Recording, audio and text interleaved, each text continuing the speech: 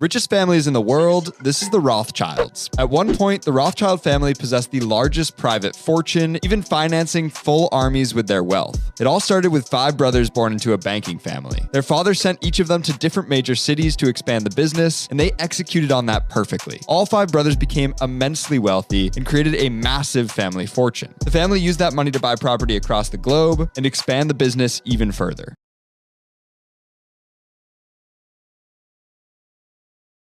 You know what I mean? But listen, I don't expect anybody who put me in prison, if someone puts me in here, and the more polite I am to them and the kindness, the more I lay back, that's not going to make them take their foot off their neck. It's going to make you want to crush them more. If you're in a fight with somebody and you hurt them, the objective of the fight is not to back off and let them recoup. The objective is to smash into oblivion. But the law says if you made a mistake, you rescind. Whose law said that? The law of the United States? Yeah. Or who controls the law of the United States? Legislatures? Yeah, legislators that have their whole own agenda. Laws mean nothing. You give me the currency of a country and you can make all the rules in the world. And that's all that matters. Who's in control? So then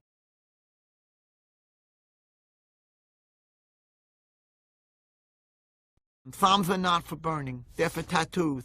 So, you know, you thicken me. Mr. Smithers, I don't think I've ever seen you without Mr. Burns. Oh, Mr. Burns is more comfortable at home reading his copies of the scriptures. Blessed be the poor? I'm just finding this out now? No one must know.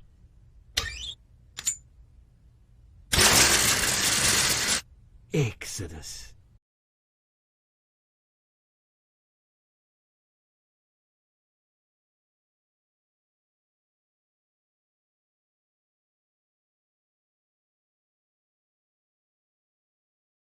The Rothschild banking dynasty. Easily one of the wealthiest families in history, but also the single largest source of conspiracy theories. The vast and shrouded wealth of the Rothschilds has endured for generations, and has unsurprisingly made it hard to tell what is fact and what is fiction. In this video, we're going back to the earliest days of this famous Jewish family to see how they managed to build one of the greatest fortunes in history at a time of rampant anti-Semitism.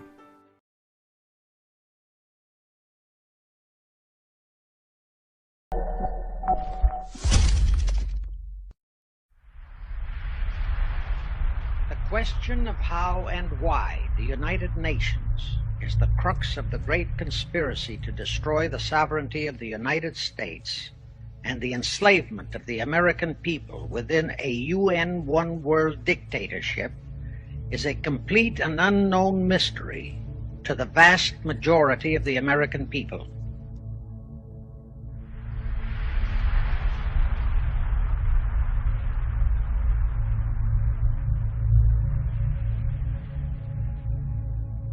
The reason for this unawareness of the frightening danger to our country and to the entire free world is simple.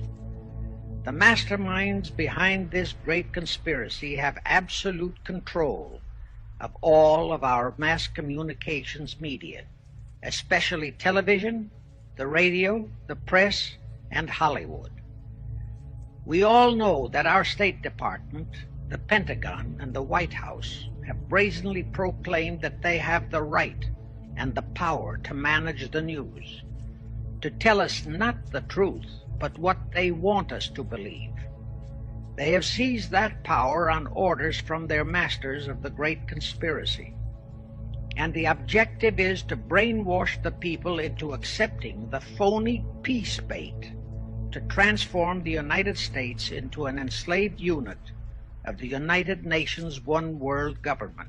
Is that our so-called leaders in Washington, whom we elected to safeguard our nation and our Constitution, are the betrayers, and that behind them are a comparatively small group of men whose sole objective is to enslave the whole world of humanity in their satanic plot of one world government.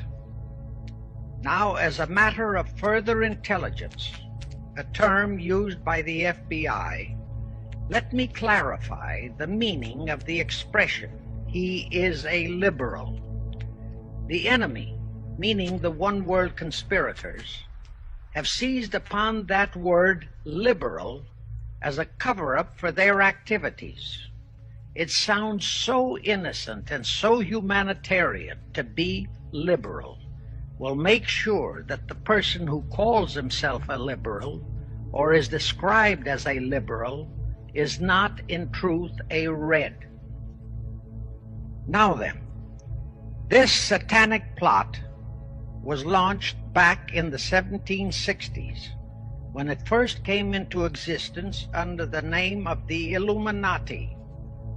This Illuminati was organized by one Adam Weishaupt, born a Jew, who was converted to Catholicism and became a Catholic priest, and then, at the behest of the then newly organized House of Rothschild, defected and organized the Illuminati. Naturally, the Rothschilds financed that operation. And every war since then, beginning with the French Revolution, has been promoted by the Illuminati, operating under various names and guises. In the United States, they set up what they called the Council on Foreign Relations, commonly referred to as the CFR. And this CFR is actually the Illuminati in the United States. And its hierarchy, the masterminds in control of the CFR, to a very great extent, are the descendants of the original Illuminati conspirators. But to conceal that fact, most of them changed their original family names to American-sounding names. For example, the true name of the Dillons, Clarence and Douglas Dillon, once Secretary of the U.S. Treasury Department, is Lepowski. There is a similar establishment of the Illuminati in England, operating under the name of the British Institute of International Affairs. There are similar secret Illuminati organizations in France, Germany, and other nations, operating under different names. But at all times, the operations of these organizations were and are masterminded and controlled by the internationalist bankers, who in turn were and are controlled by the Rothschilds. Now, just why did the conspirators choose the word Illuminati for their satanic organization? Weishaupt himself said that the word is derived from Lucifer and means holders of the light, using the lie that his objective was to bring about a one-world government to enable those with mental ability to govern the world and prevent all wars in the future. In short, using the word peace on earth as his bait. Perhaps the most vital directive in Weishaupt's plan was to obtain absolute control of the press, so that all news and information could be slanted, so that the masses could be convinced that a one-world government is the only solution to our many and varied problems. Now do you know who owns and controls our mass communications media? I'll tell you, practically all the movie lots in Hollywood is owned by the Lehmans, Kuhn Loeb and Company, Goldman Sachs, and other internationalist bankers. All the national radio and TV channels in the nation are owned and controlled by those same internationalist bankers. In 1834, the Italian revolutionary leader Giuseppe Mazzini was selected by the Illuminati to direct their revolutionary program throughout the world. Mazzini had enticed an American general named Albert Pike into the Illuminati. Pike was fascinated by the idea of a one-world government, and ultimately he became the head of this Luciferian conspiracy. Between 1859 and 1871, he, Pike, worked out a military blueprint for 3 world wars and various revolutions throughout the world, which he considered would forward the conspiracy to its final stage in the 20th century.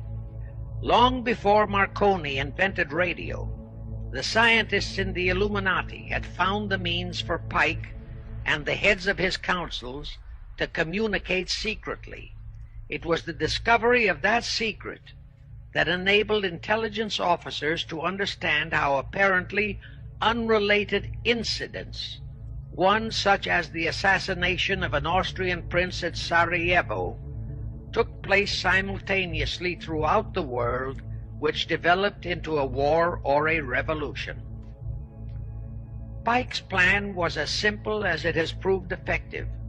It called for communism, Nazism, political Zionism, and other international movements be organized and used to foment 3 global world wars and at least 2 major revolutions. World War III is to be fomented by using the so-called controversies the agents of the Illuminati, operating under whatever new name, are now stirring up between the political Zionists and the leaders of the Muslim world. That war is to be directed in such a manner that all of Islam and political Zionism, Israel, will destroy each other, while at the same time the remaining nations, once more divided on this issue, will be forced to fight themselves into a state of complete exhaustion, physically, mentally, spiritually, and economically. Now, can any thinking person doubt that the intrigue now going on in the Near, Middle, and Far East is designed to accomplish that satanic objective? Pike himself foretold all this in a statement he made to Mazzini on August 15, 1871. Pike stated that after World War III is ended, those who will inspire to undisputed world domination will provoke the greatest social cataclysm the world has ever known. Quoting his own words, taken from the letter he wrote to Mazzini, and which letter is now catalogued in the British Museum in London, England, he said, "We shall unleash the nihilists and the atheists, and we shall provoke a great social cataclysm which in all its horror will show clearly to all nations the effect of absolute atheism, the origin of savagery and of most bloody turmoil. Then everywhere the people forced to defend themselves against the world minority of revolutionaries will exterminate those destroyers of civilization, and the multitudes disillusioned with Christianity, whose deistic spirits will be from that moment on without direction and leadership, and anxious for an ideal but without knowledge where to send its adoration, will receive the true light through the universal manifestation of the pure doctrine of Lucifer, brought finally out into public view, a manifestation which will result from a general reactionary movement which will follow the destruction of Christianity and atheism, both conquered and exterminated at the same time. Anyway, the ending of the Civil War destroyed, temporarily, all chances of the House of Rothschild to get a clutch on our money system, such as they had acquired in Britain and other nations in Europe. I say temporarily because the Rothschilds and the masterminds of the conspiracy never quit. So they had to start from scratch, but they lost no time in getting started. Shortly after the Civil War, a young immigrant who called himself Jacob H. Schiff arrived in New York. Jacob was a young man with a mission for the House of Rothschild. Jacob was the son of a rabbi, born in one of Rothschild's houses in Frankfurt, Germany. After a comparatively brief training period in the Rothschilds' London bank, Jacob left for America with instructions to buy into a banking house, which was to be the springboard to acquire control of the money system of the United States. Actually, Jacob came here to carry out 4 specific assignments. Number 1, and most important, was to acquire control of America's money system. Number 2, find desirable men who, for a price, would be willing to serve as stooges for the great conspiracy and promote them into high places in our federal government, our Congress, in the U.S. Supreme Court, and all federal agencies. Number 3, create minority group strife throughout the nations, particularly between whites and blacks. Number 4, create a movement to destroy religion in the United States, but Christianity to be the chief target. In the final phases of the conspiracy, the one-world government will consist of the king dictator, head of the United Nations, the CFR, and a few billionaires, economists, and scientists who have proved their devotion to the great conspiracy. All others are to be integrated into a vast conglomeration of mongrelized humanity, actually slaves.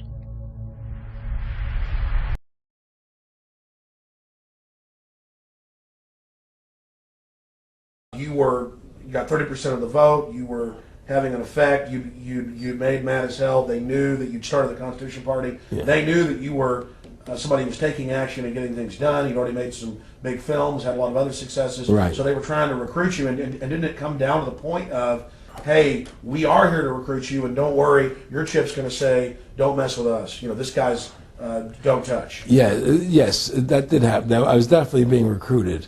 But it's more subtle than that. Well, in your words, just go through the process, and then what he said. Well, what it is remember we were friends, and we used to go to my house a lot. We'd have dinner, we'd talk, and he'd tell me about business investments, how you get involved in, you know, or they would help me with this business investment or that business investment. And was I interested in joining the Council on Foreign Relations? You know, I would have to get a letter to join them, but was I interested in that? And you know, just stuff, you know, leading you on.